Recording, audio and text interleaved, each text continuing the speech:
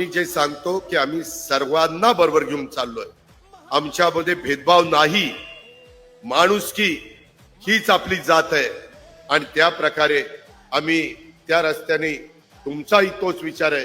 प्रतिभाताईंनी आजपर्यंत जे काही काम केलंय ते शिवशाहू फुले आंबेडकरांच्या विचारांनीच त्यांनी या सगळ्या क्षेत्रामध्ये काम केलेलं आहे.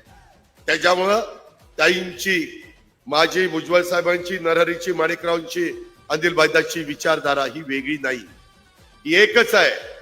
त्याच्यामुळे आपल्याला कुठं पुढच्या एकंदरीत वाटचालीत कशाही प्रकारची अडचण येणार नाही.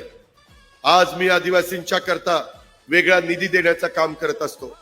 त्यामध्ये शिक्षणाच्या दृष्टिकोनातनं आणखीन काही करण्याची गरज असेल तर ते तुम्ही सांगा, कारण तुम्ही तिथं फील्डवर काम केलेलं आहे, तुम्हाला तिथले बारकावे माहिती आहेत, तिथल्या अडचणी तुम्हाला माहिती आहेत.